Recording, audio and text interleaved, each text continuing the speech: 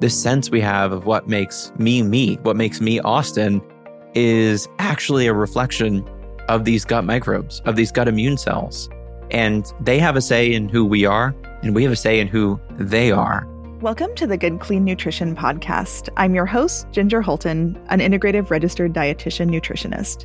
Today on the show, we're learning all about brain health with Dr. Austin Perlmutter. Dr. Perlmutter is an internal medicine doctor who now focuses on helping people improve their health through better decisions, neuroscience, and lifestyle interventions.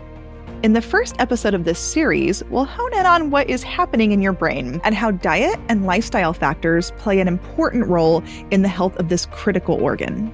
But first, I had a client before I worked in my private practice when I worked in a team with a lot of different dietitians. And this person said, I will only work with somebody on this team that will specialize in brain health protocol.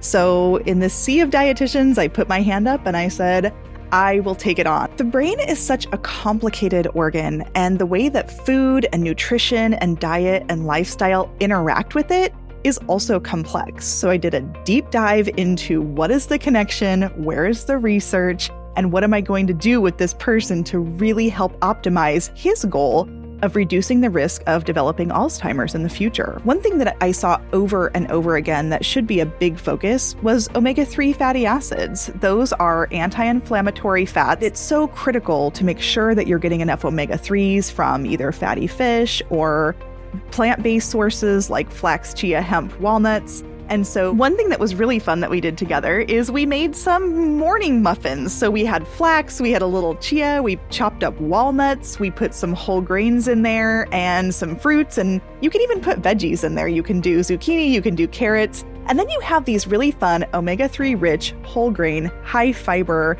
protein packed muffins that are a great start to the day. You can also take them in your car with you on your way to work.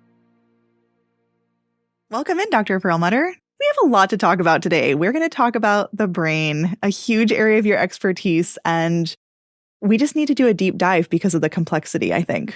Sounds right to me. We're going to start off with the brain and how to care for it and hopefully prevent chronic conditions in the future. You're here to help us better understand how the brain works and what we're going to do about nutrition and lifestyle factors. That's it. That's what I'm here for. Let's start off with a real easy one. Neuroplasticity. Tell us about neuroplasticity. Yeah, I mean, it's an easy one in practice. Actual science of it is a little bit complicated. What everybody needs to know is that their brains are changing with each moment of each day. That the brain you have today is different from the brain you had yesterday, is different from the brain you will wake up with tomorrow. And how that happens is through a process called neuroplasticity. And this is a well-established aspect of neurochemistry, of neurotransmitters, of basically the rewiring of the brain. We all have agency over this process, that we get to make choices with what we eat, with how we sleep, with how we exercise, with the connections we make with nature and each other that directly influence this brain rewiring, this neuroplasticity process. It's actually an incredibly empowering idea because for a long time, people had this belief that kind of the brain was fixed. You had the brain in your 20s, every time you took a drink of alcohol or did something unhealthy, you'd lose neurons and you'd never get any of that back, that it was kind of progressively being damaged. Neuroplasticity challenges that. It tells us that we are always changing our brains. And one aspect of neuroplasticity is another kind of complicated term called neurogenesis. Neurogenesis is literally the growing of new neurons in your brain. Research has shown that in a couple of domains, a couple of areas, we can grow new brain cells across the lifespan. That means you can create more brain cells. So instead of this concept that if you lose a brain cell, that's it, your brain is one cell smaller and you just progressively lose brain cells over your lifespan, that actually you can grow new brain cells. And maybe even more importantly, you can rewire your brain to make it more effective each day. That's neuroplasticity in action. It does feel empowering and like I can do something about this and I have some control. And I really appreciate you talking about how I might not have lost all my brain cells when I was in college, when I was 20. Thank you. That's it. I mean, hopefully I didn't either.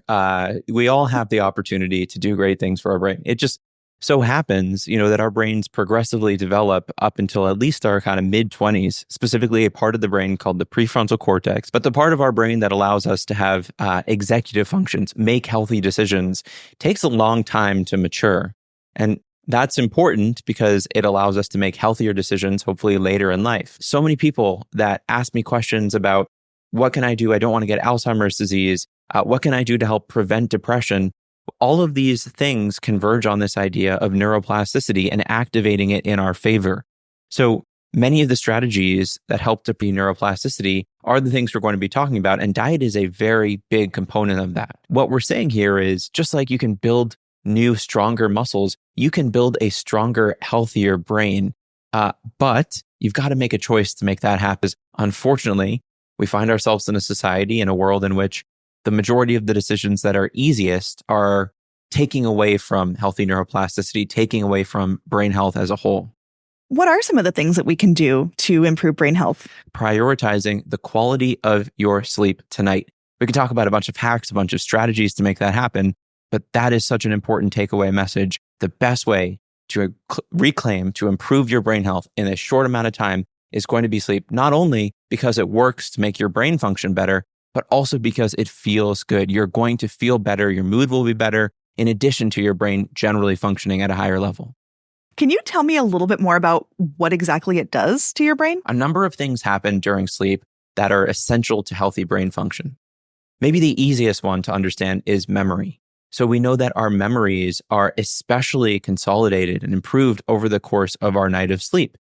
That means that if we want to learn new information, sleep is probably the most important thing that we can do to help convert that data into memory. We see a lot of different processes within the brain get activated that relate specifically to the consolidation of memory. And if you were to test somebody on their recall before or after even a nap, they will test better after a nap. So it doesn't mean you have to get the full night of sleep to enhance your memory, but it does mean that sleep is absolutely essential to memory.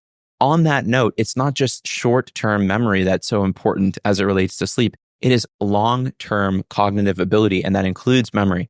So we've seen that in Alzheimer's disease, which is incredibly common, affecting 6 million Americans, that sleep issues are very, very prevalent, and that having sleep issues predisposes people to a dramatically higher risk of developing Alzheimer's disease.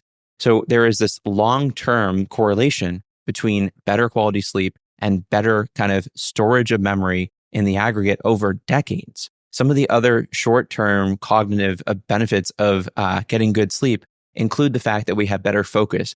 But mechanistically, there are some really important processes within the brain that help to explain why it is so important to our cognition, also to things like mood.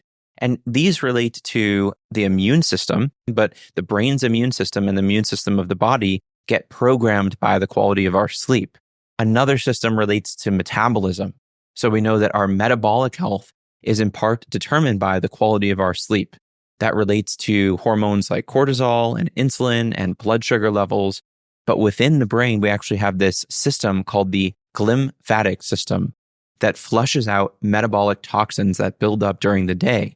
So during sleep, we open up these channels by up to 60%. It flushes out metabolic buildup. And that may actually have incredibly beneficial effects on the brain as it relates to our risk for metabolic dysfunction and to immune dysfunction. The last thing that I'll just say here is the brain kind of reorganizes itself from a whole brain level neuroplastic perspective during sleep.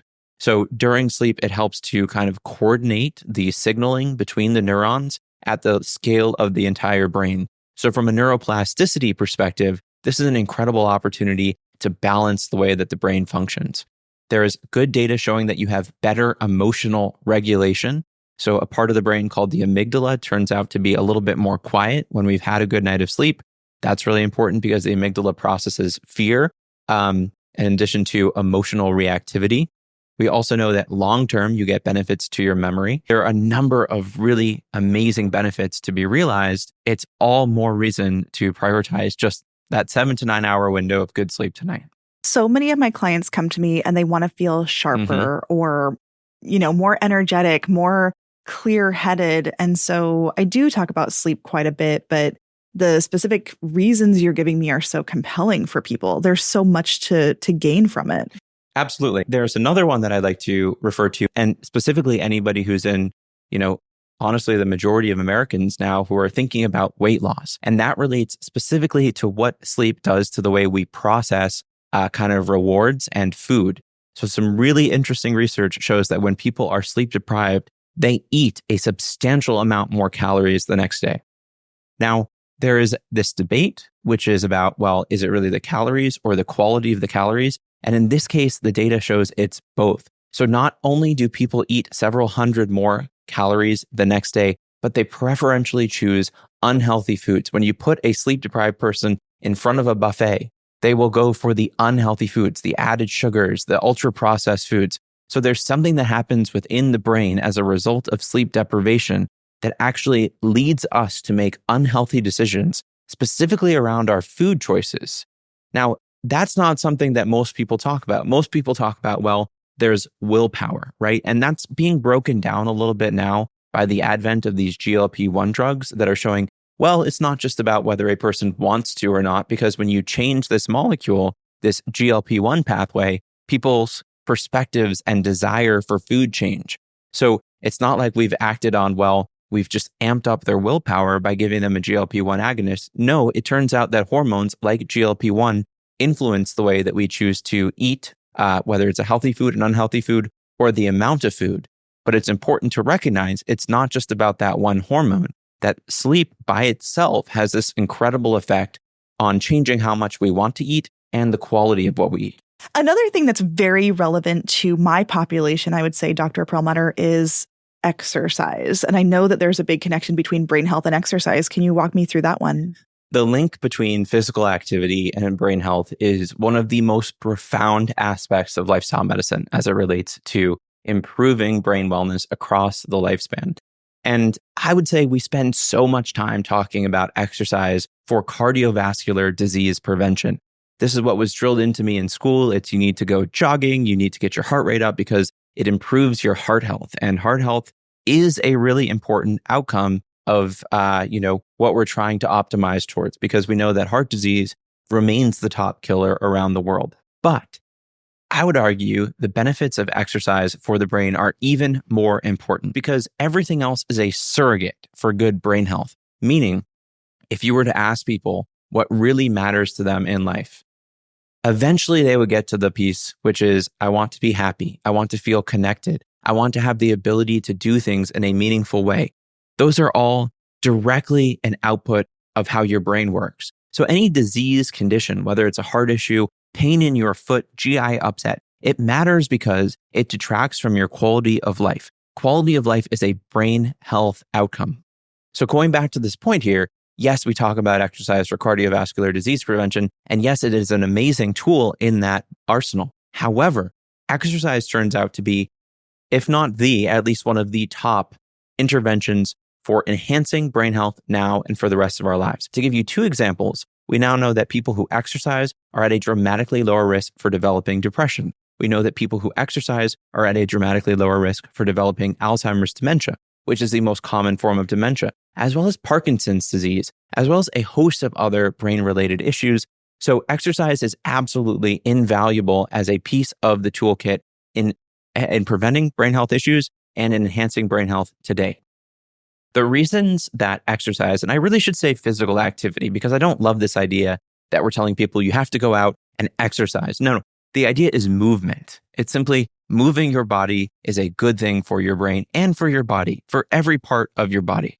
Evolutionarily, what is exercise telling your body? It's telling your body it needs to continue to participate in this world. Your body, from, again, an evolutionary perspective, likes to conserve energy. It would rather just kind of sit there and not have to go out and hunt for food and not have to go and build a new shelter. It is lazy in that regard. But when we exercise, when we move our body, it shunts blood flow to the brain. It increases oxygenation of the brain. It increases glucose delivery to the brain, and it enhances metabolic function and it enhances immune function. And it actually upregulates a molecule called brain-derived neurotrophic factor, or BDNF. And all of these are signals to the brain that, hey, we need to keep participating. We need to stay focused. We need to be at our top level of function. So this helps to explain why in the long run, people who exercise or people who move their bodies are at a dramatically lower risk for developing brain health issues and just generally feel better, are happier people. And I want to reinforce this point. I'm not saying you need to go out and run a 5K. I'm not saying you need to deadlift 400 pounds. What I am saying is that people who walk actually close to the 10,000 steps a day recommendation are at a dramatically lower risk for developing dementia. People who participate in yoga and even stretching are at a lower risk for developing brain health conditions. So it's optional what type of exercise a person might want to engage in, but it's not optional if your goal is to create a healthy brain to engage in some type of movement each day. And aerobic exercise is what people usually think about when they get their heart rate up, jogging, for example. But anaerobic exercises, these are things like weight training, resistance training. We have historically prioritized the exercises like jogging, things that get the heart rate up. And there are absolutely benefits to those. But I think we also need to talk about resistance training, weightlifting. And the reason for that is that we know that when we exercise, especially our large muscles, they release a host of molecules called myokines. So these are muscle-derived signaling molecules that get into our bloodstream. And it's now being recognized, we're talking just the last 10 to 20 years, that these molecules signal the brain and have effects on brain health.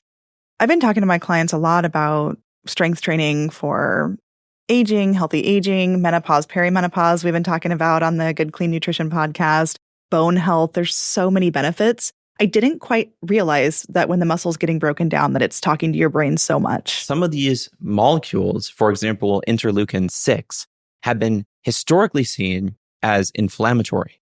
And in fact, if you were to measure inflammation in a person's bloodstream after an acute round of exercise, you would find that it had been increased. And so we'd say, wait, that's not good. The goal is to decrease chronic inflammation, not increase it. But what seems to be the case is that when we release these molecules from muscle, they're in a different configuration than the ones that might be released from immune cells. And it seems to be the case that because of the way these molecules are released, in the aggregate, they actually lower inflammation in the bloodstream. So it's a net benefit.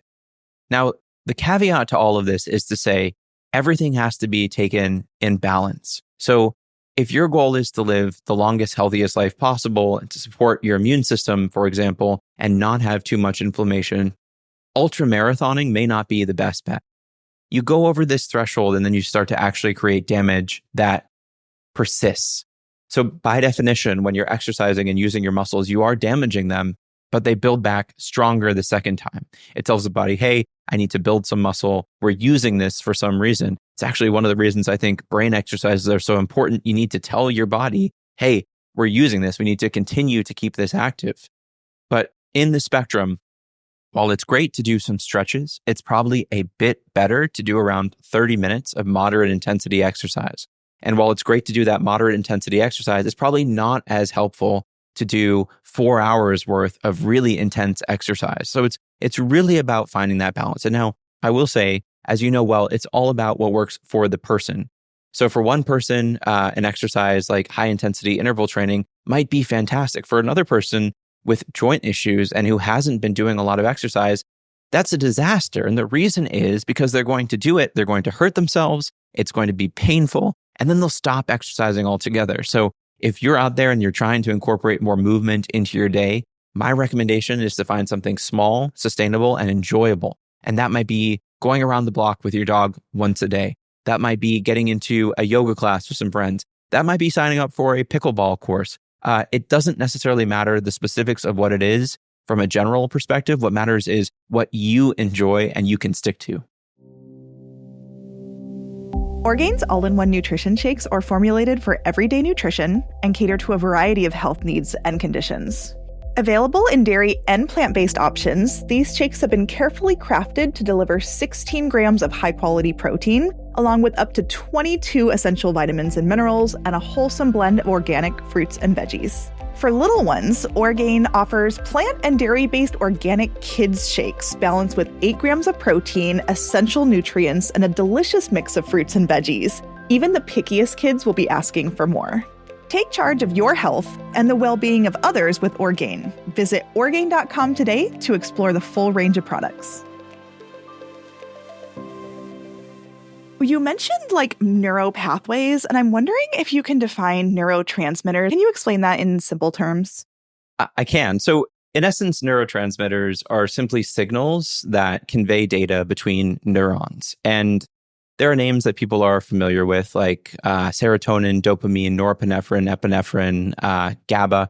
Some of these are more neuromodulators than neurotransmitters. I think that change in definition is a little bit academic for these purposes, but the point is to understand that data is transmitted between neurons. And each person has something like 80 billion neurons, and each neuron can have thousands of connections with other neurons, which means you have trillions and trillions of connections and opportunities for data to transfer from one neuron to another. Now, we also know, or I guess I should say I know, that people want to kind of pigeonhole neurotransmitters into a specific function. The best example here might be serotonin. People will say, oh, your serotonin is high, you must be happy. Your serotonin is low, you must be unhappy. But that is not in any way the way our brains actually work. So let's stay with serotonin here for just 1 second. Serotonin is a molecule that is produced through a pathway where it starts with tryptophan and gets converted into serotonin. Serotonin is involved with mood, but it's not just a question of that molecule being high or low, because there are tons of different serotonin transporters or receptors. So depending on what receptor serotonin binds to, it can completely change the pathway that is activated downstream of it.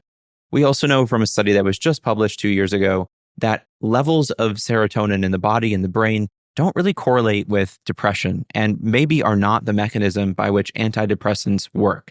This big umbrella review, in essence, looked at all the data on this serotonin hypothesis of depression, and it concluded that it's not really what's going wrong, meaning it's not low serotonin levels in the brain that's causing depression. It's not increasing serotonin in the brain that is curing depression. So it gets us to, again, a little bit more of this nuance, because serotonin, the majority of your serotonin in your body, is actually produced in your gut, and it's used in your immune system because it is present in red blood cells, in platelets, where it helps with aggregation of clotting. So serotonin does more in the gut than it does in the brain as it relates to the amount that's produced, as it relates to some of these peripheral effects. Within the brain, in addition, just to add a little color to this pathway, when you start with tryptophan, it can be converted either into serotonin or it can go down a different pathway called the kynurenine pathway. And the kynurenine pathway can produce molecules that are neurotoxic or beneficial to the nervous system.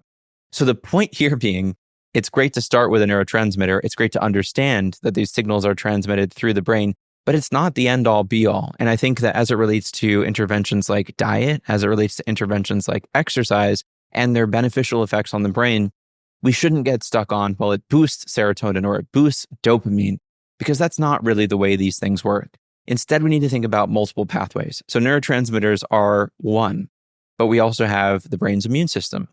We also have metabolism within the brain. So we know, for example, that insulin plays an incredible role in neuroplasticity, in neurogenesis. It's not just about blood glucose getting into the brain, although that's part of the equation.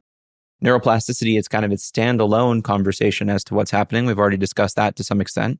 We know that the vascular system in the brain, whether the brain is getting access to oxygen and fuel from the bloodstream, plays a huge role in a number of brain-related outcomes. And why all of that matters is the more we try to pigeonhole something in and saying, well, this does this, the harder it's going to be to actually get to the reality of what's happening. As a little, one last thing I'd like to bring up. So again, we're all going to still be thinking about serotonin and mood disorders for a long time.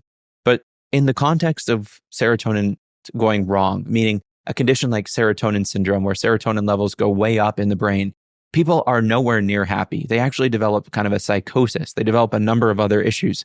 You can have a serotonin producing tumor in your body. These are not happy people. It's not as though the molecule levels directly relate to happiness.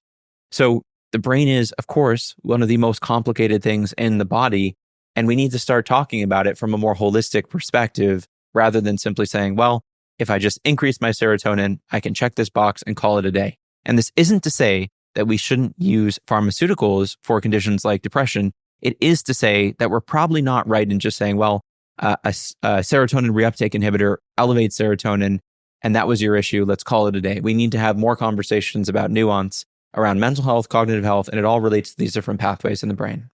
As you're talking about serotonin, of course, I'm thinking about the brain-gut connection. So I'd love to hear more about how those are connected and what you know about that. Sure. Well, let's start with the general aspects of what is the gut-brain connection or the gut-brain axis. So, people have known that what happens in the gut influences the brain for a long time, but it's really only been in the last several decades that it's become such a massive area, not only of academic research, but also consumer interest. And I'd say we've reached an inflection point where the average person, the consumer, knows about gut health, that those terms are not foreign to them. There are many reasons why people care about their gut. I'd say the most impressive reason is that GI distress is probably the most common symptom that people experience. So people are paying attention to it from that perspective. They're saying, well, what can I do to improve this? And so then it brings in, well, what's actually happening in my GI tract? And then we start layering in, well, turns out there's a microbiome, right? Meaning that there are healthy bacteria and unhealthy bacteria that live in the gut, and maybe they're involved. And then we learn there's an immune system in the gut. And actually the majority of the immune system in the body is located in the gut.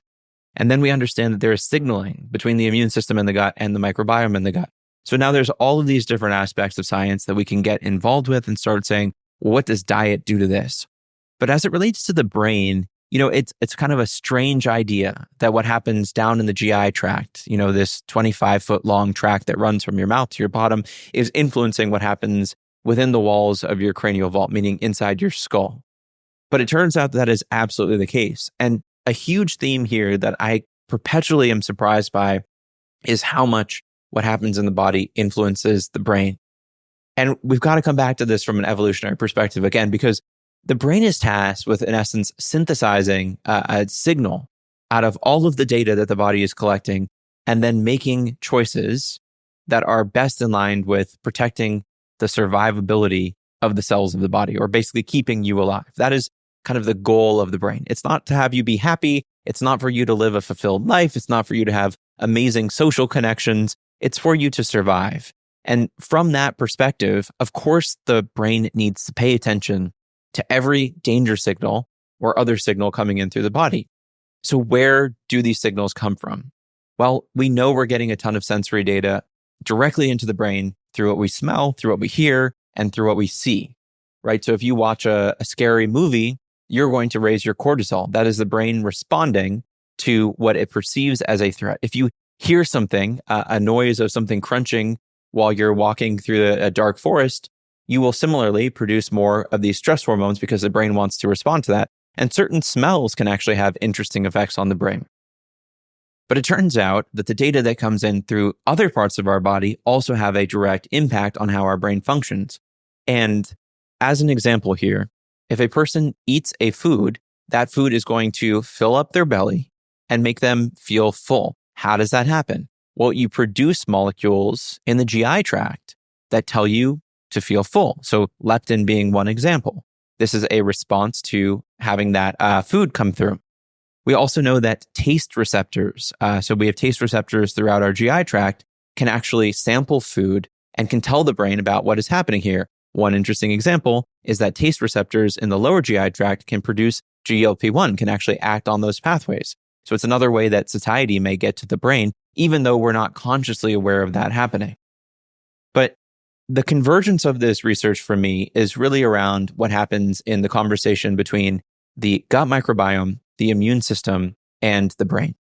Because what we understand now is that changes in the composition of the gut microbiome, the different species that are involved in our gut. And just as a note, we have probably about 1,000 different species, but we've got roughly 30 trillion bacteria living in our GI tract right now, something like the same number that we have human cells in our body, that the composition of these cells correlates with brain health conditions. So we see people with Alzheimer's have a different makeup of their gut microbiome. We see people with depression have a different makeup in their gut microbiome. We also know that what happens in the gut immune system relates to the systemic immune system. And we know that people who have higher levels of inflammation are at a higher risk for developing depression, are at a higher risk for developing Alzheimer's disease, are at a higher risk of developing Parkinson's disease, and a host of other brain-related conditions. And the majority of your immune cells are located in your GI tract, in your gut. The idea of this gut-brain axis also requires us to talk about this so-called second brain, which is the enteric nervous system, because after the brain and the spinal cord, the second largest population of neurons in our body is located in the GI tract. And the underlying theme to all of this is basically that the brain is constantly receiving data from the GI tract, and that changes how it works. It changes how we behave, it changes how we think, and changes how we feel.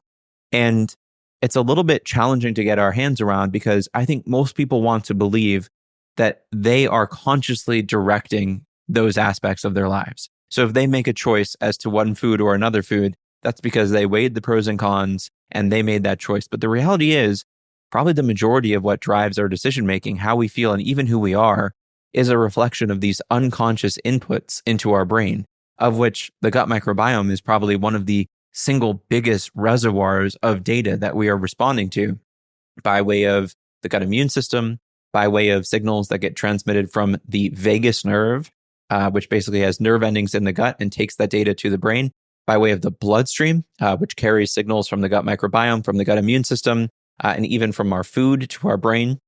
And what this means in aggregate is that who we are, how we think, how we feel, is actually being changed moment to moment by what happens in our gut.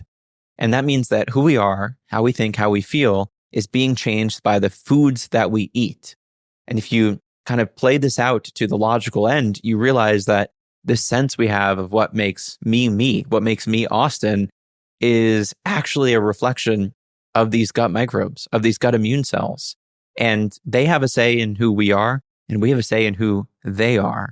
So you eventually realize how powerful our decisions are and that our decisions aren't all being based in what kind of we want. So there's a lot of different ways you can kind of approach the subject, but the fundamental end of it all is you've got to look out for your gut microbiome because otherwise it won't look out for you. You've got to look out for your gut health because otherwise your overall health and your brain health may suffer.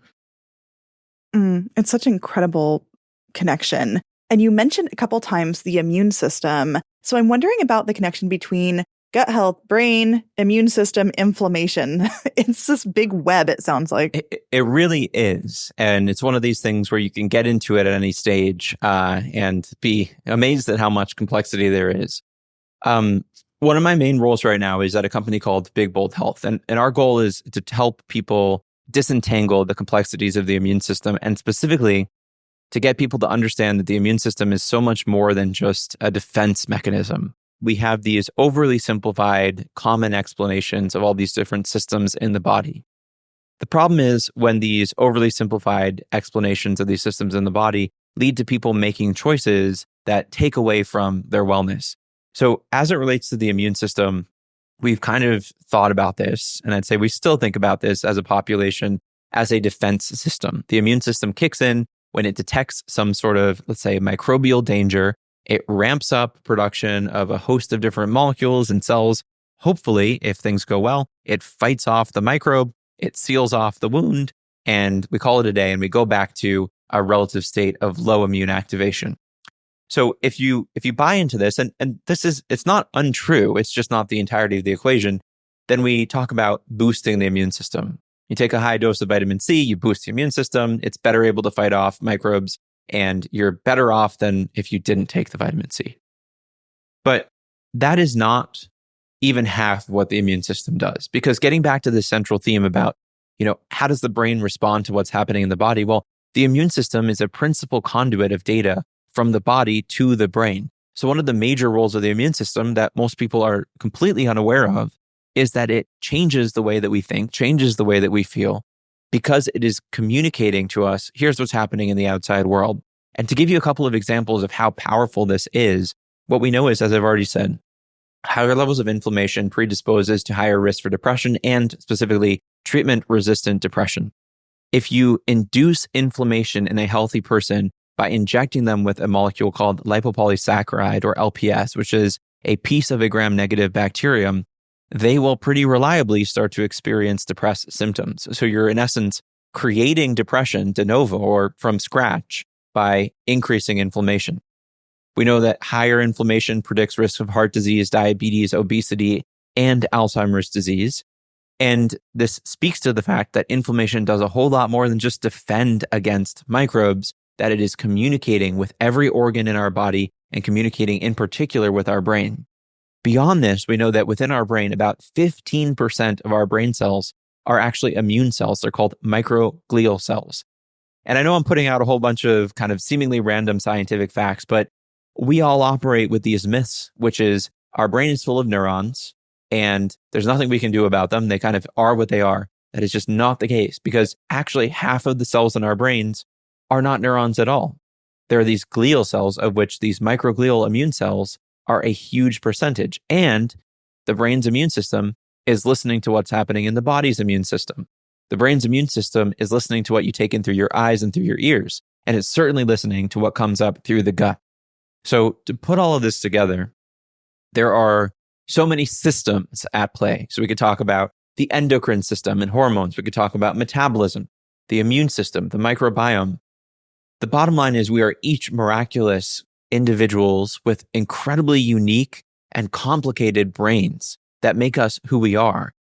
But those change every moment, right? Depending on what happens in the rest of our bodies.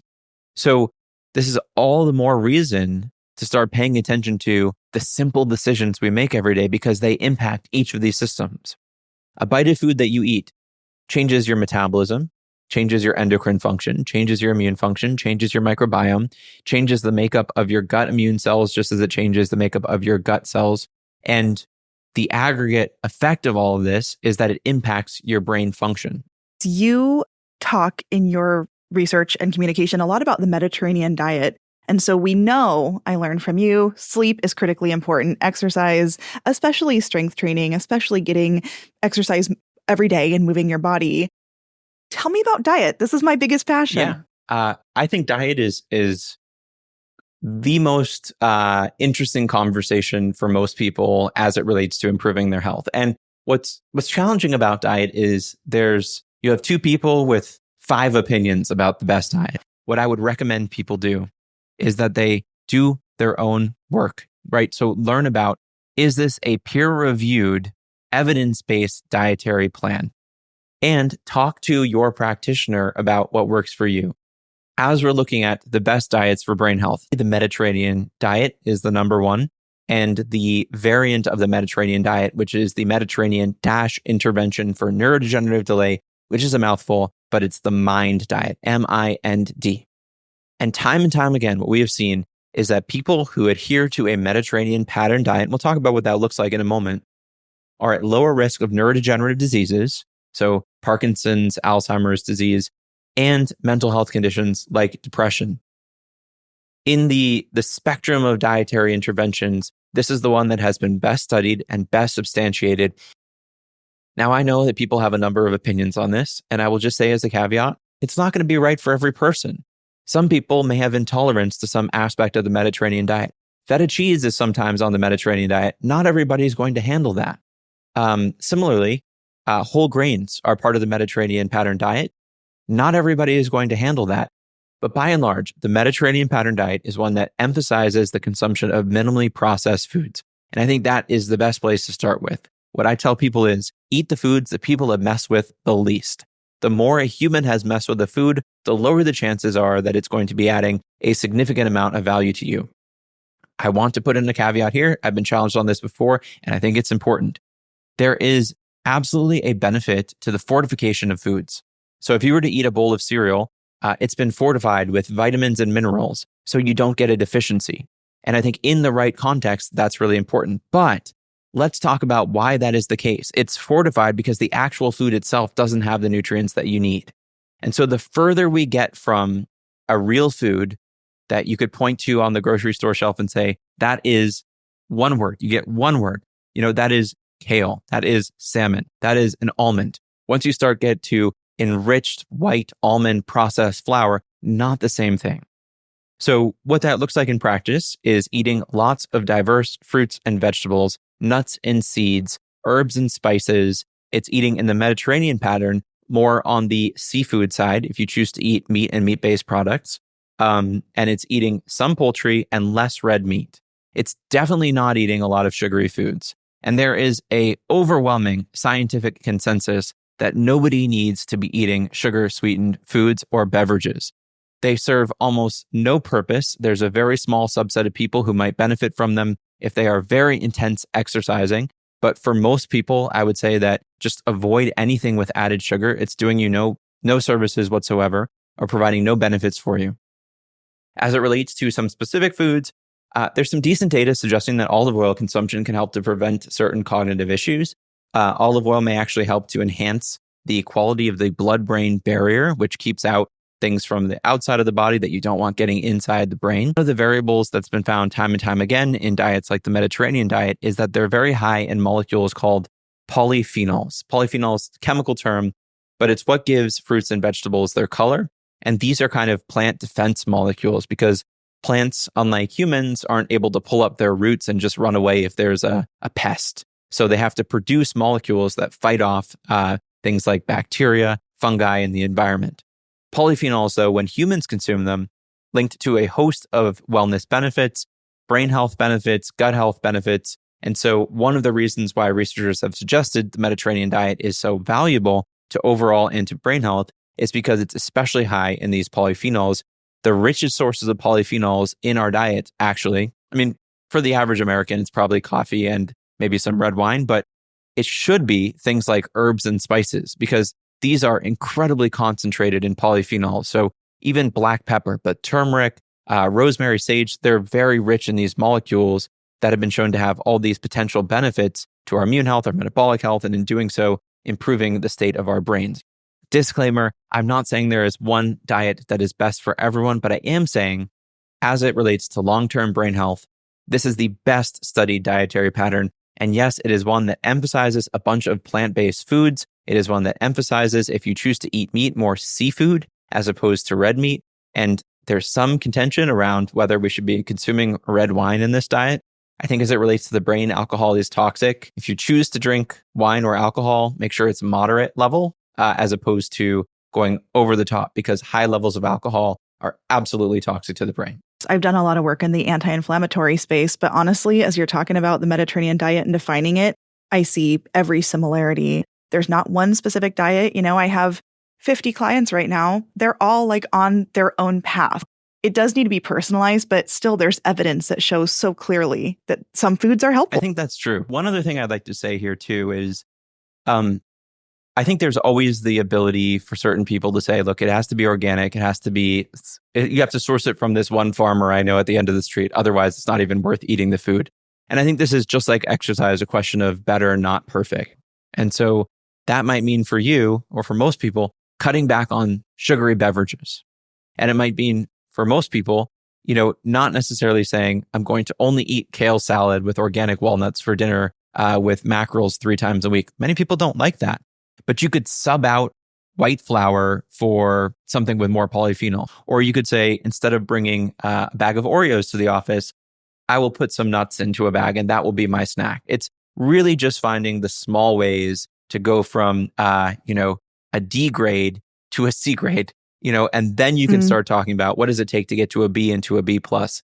And I think that's the important thing there for everyone to understand is you don't have to, you really want to have this be coming from within. You're generating it for your own benefit, and you don't have to solve for these issues overnight. This is the process of a life to try to get to a state of more equilibrium through diet, through exercise, through mindfulness, through better sleep.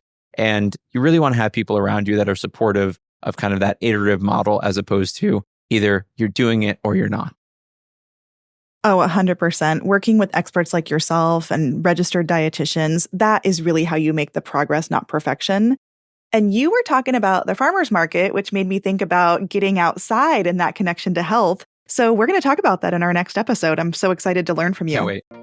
Our show is sponsored by Orgain and produced in collaboration with Large Media. That's LARJ Media. Thanks for listening to this episode of the Good Clean Nutrition Podcast. To stay up to date on the latest podcast episodes, be sure to follow. If you like this podcast, I'd love for you to let me know. You can rate and review this show on Spotify and Apple Podcasts, or you can give us a thumbs up on YouTube if you're watching right now. I'm Ginger Holton. You can find me online at gingerholton.com. Thanks so much for listening.